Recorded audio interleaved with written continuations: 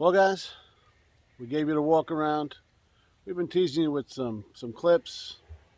So on this episode of Pugliese Speed Shop, we're going to see if the 64 Chevy will actually run.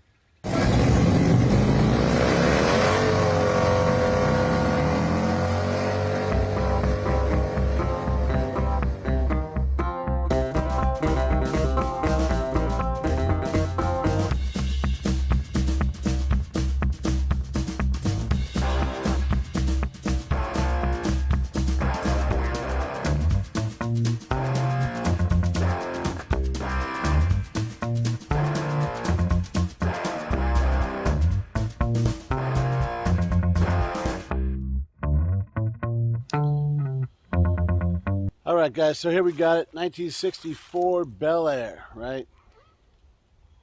Doesn't get much more beautiful than that, does it? So this thing's been sitting for a hot minute, right? We picked it up a couple weeks ago, and I put it off the trailer. I kind of left it there. We did a few shorts showing you guys what's going on. I did an intro video on it. You can go check all that out. But I decided, let's see if this thing will run, you know? I'm supposed to be in the shop, and it's a mess. I got stuff everywhere. I'm supposed to be cleaning that, but I'm bored with that. So, yeah, why not? Figure we got a hot battery, we got some gas, and we got a little inline six in this thing. What else we need? A little motivation, and we might have ourselves a runner. So this thing has been sitting, like I said, I don't know how long. It's the guy I got it from didn't know a whole lot about it. He got it from a buddy who owned a tow yard, I think, and the story goes on. It seems like it sat in a barn for a long time, or something to that effect, because it's been off the road since 1975. So there might be a reason for that. We'll find out. I just got struck by a leaf. Fall. Okay, anyways. Yeah. So somebody along the way has messed with this thing. So it's got a newer gas tank in it, a newer carburetor on it, an electric fuel pump. We don't know why he stopped. So only way to find out is pick up where they left off, or as far as we know, and see if we get this thing to go. All right, guys. So we got a inline six 235 Chevy. Pretty sexy little motor. We got power steering, manual brakes. It was a South Dakota car, so we got some kind of a block heater thing going in over here. Yeah, so that's kind of bypassing some heat, I guess, because looking at it, it's blocked off right in this region there, and that's clearly a custom install. I don't know what's all over that lower radiator hose, but that can't be good. Worries a little bit here that the carb was left wide open, but it's newer, and somebody put in some custom Napa lines here. You can tell by, look at that. That's nice. I'm sure it's going to flow well. Well, it's got the Marketplace rebuild on it, because this is nice. That's how you know. That's classy. Come on, guys, do better. Really. I don't know anything really about this thing, except for whoever was trying to do some work on it was kind of haphazard. But it's free, so check down there. Which, been my experience, if a 235 will spin, she's gonna start. We will start. I'm gonna do things right, guys. We make sure it's spun. I'm gonna spin it. Do a whole rotation on her, and then we'll check the oil. I mean, that's probably a good idea, and we'll go from there.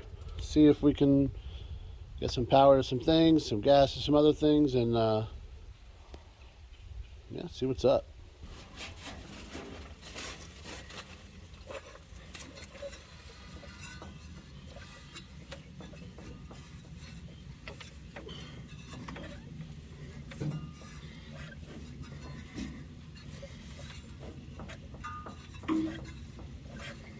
Well, She's spinning, no problem really. And it even sounds like it's got some compression. But I feel it, that's for sure. So there's that. Let's check this oil.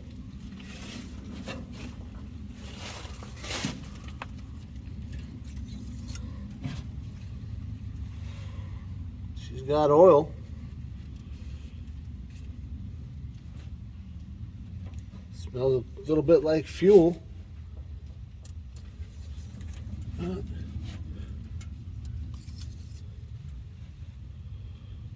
Oh, that's a lot of fuel. Yeah, it pretty much smells like gas. And you can see how thin it is.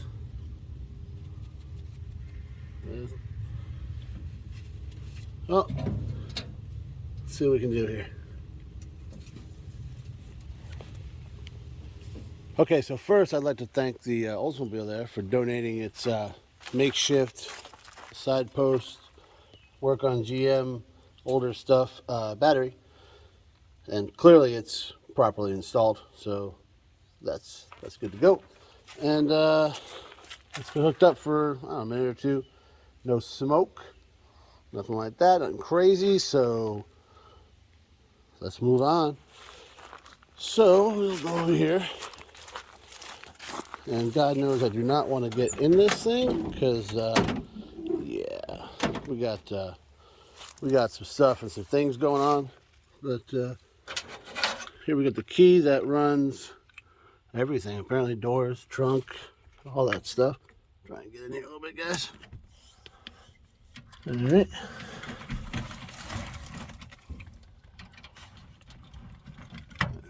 All right. Oh, we got other turn signals on. Look at that. Get out of here. Serious? Look at this. Stuff kind of works. I mean,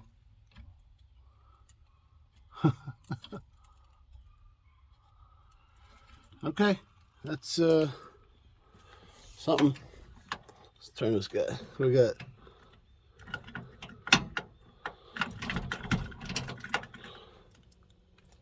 a key and a gen light, something like that. All right. Well, here goes nothing.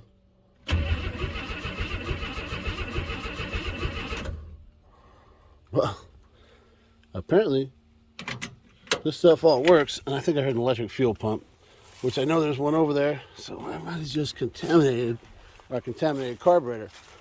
But, all right. So, everything in this region and that region seems to be doing what it's supposed to do. I'm thinking that, so this electric fuel pump's over here. I have no idea. Well, the tank read empty. We got a fuel filter here that, is that something in it? Can't really tell. Doesn't look like there's anything in there. No, there's nothing in there, so I think the tank's empty. We're gonna just dump a little fuel in that guy. See if it lights off. All right, let's get real ghetto with it.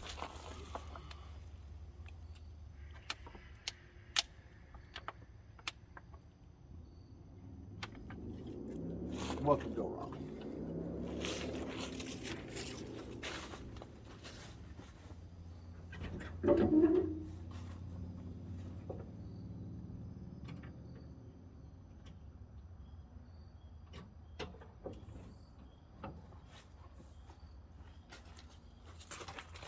Okay, let me hook the battery up first.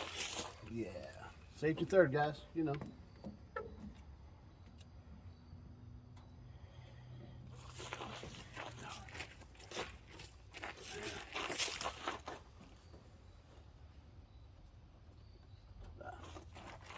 Beauty.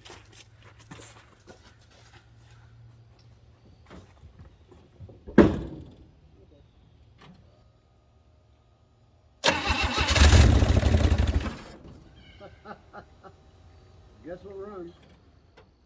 All right, so that was a little tiny ghetto sputter, but you know what? I'll take it. So now that we know that it will fire, I'm gonna hook a little external fuel tank up to that fuel pump they got over there, see if that works. See if we get this in idle. All right, guys. So we got our little lawnmower tank here, and if you follow the, it goes around there.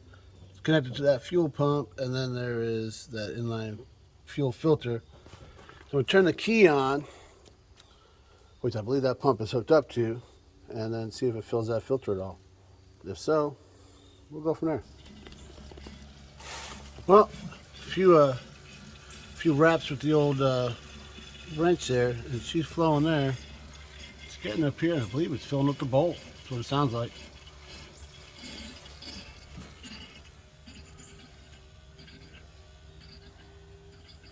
Sure does. All right. Well, let's see if we get a run.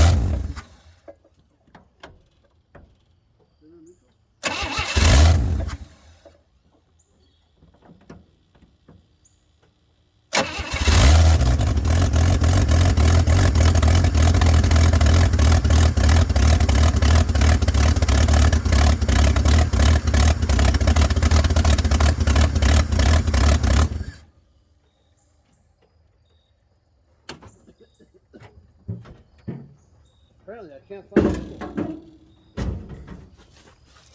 Well, she's a runner, guys. And I think we might have asked just as many questions as we answered. We answered, will it run? Yeah, clearly. Will it move under its own power even if you don't want it to? Yeah, it will. So apparently linkage is disconnected or whatever. Everything I select on the gear shifter seems to be drive, right? And there's not a whole lot of resistance there, so I'm sure something's disconnected. Haven't looked at it, but we'll check that out. The fuel pump, all that kind of stuff seems to be hooked up to the key. Works flawless. Like I said, a couple little ups with America's favorite tool, and she started working. Needle and seat seemed to be good. All that kind of stuff. It didn't start, it threw a bunch of fuel and then it shut her down, just as it's designed. So somebody did a couple things to this thing. Like I said, that carb looks new. The gas tank I know is newer.